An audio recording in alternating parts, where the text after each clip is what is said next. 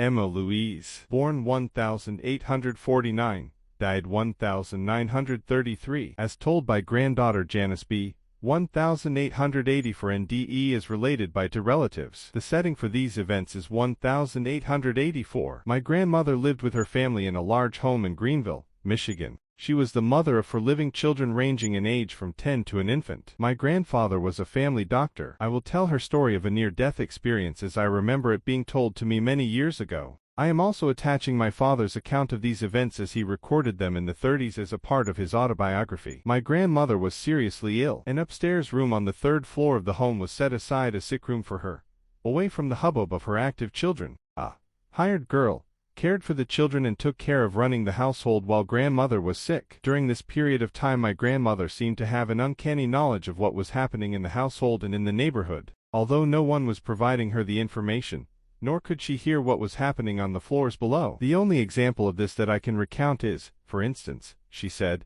a neighbor has brought over some freshly chummed butter, and left it at the back door. Will you, please, bring it in? There was no way she could have seen or heard this happening. I was told there were many other such instances. There came a time when she became increasingly ill. My grandfather brought in a medical colleague for consultation. While they were with her, she ceased to breathe and neither my grandfather nor his colleague could feel a pulse. They declared her dead, but my grandfather was not one to give up easily. He rigged up a battery to give a shock to her heart. She began to breathe again and lived another 50 years. She recounted a most remarkable experience during this period of time. After being declared dead, she felt as though she were taking a gentle journey down a river. She heard beautiful music. She felt a degree of peace and joy such as she had never experienced before. She believed she was in heaven and recognized that she had died. While this was going on, she began to have conflicting thoughts. I must go back. My children need me versus I can't leave this contentment and beauty. This internal struggle went on for some time. Then she awakened and recovered her health,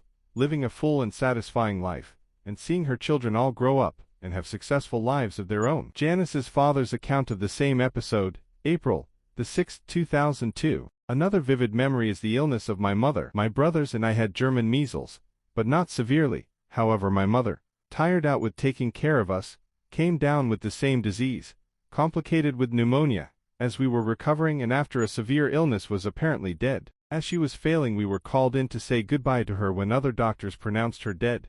My father insisted on continuing various restorative measures, including an electrical battery, and after a time she again began to breathe and lived for another 50 years. One feature of this illness was the clairvoyant dreams, in which she seemed to visit other places and see various scenes. She was even able to tell of events and incidents which occurred in the house during her illness, and of which no one told her. This whole illness and the accompanying phenomena we were never able to explain. Right after this illness, she took a trip to Madison, Wisconsin to rest up after the strain of her experience, and while crossing Lake Michigan, her steamer caught fire and she spent most of the night in an open boat in her nightgown.